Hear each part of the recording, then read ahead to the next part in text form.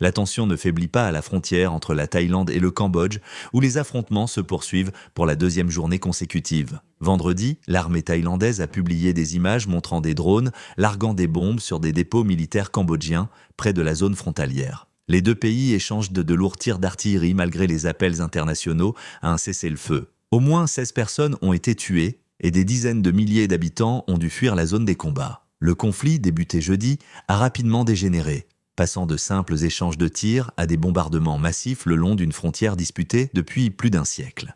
La Thaïlande accuse le Cambodge de viser délibérément des civils, tandis que le Cambodge reproche à la Thaïlande l'utilisation de munitions à fragmentation, une arme controversée et largement condamnée par la communauté internationale. Le Premier ministre thaïlandais par intérim affirme que le Cambodge a lancé des attaques sur plusieurs fronts et que la Thaïlande agit pour défendre son territoire. Selon l'armée thaïlandaise, les affrontements se sont étendus à 12 localisations différentes avant l'aube vendredi, soit le double par rapport à la veille. Plus de 130 000 personnes ont été évacuées côté thaïlandais, où le bilan des victimes s'élève à 15 morts, dont 14 civils, selon le ministère de la Santé. Le Cambodge, de son côté, n'a communiqué aucune information sur les pertes humaines ou les déplacements de population. Les autorités cambodgiennes n'ont pas non plus répondu aux sollicitations de la presse. Face à cette escalade, les États-Unis et le Premier ministre malaisien Anwar Ibrahim ont réclamé un arrêt immédiat des hostilités. Pour l'instant, la Thaïlande a rejeté les propositions de médiation internationale, affirmant que la priorité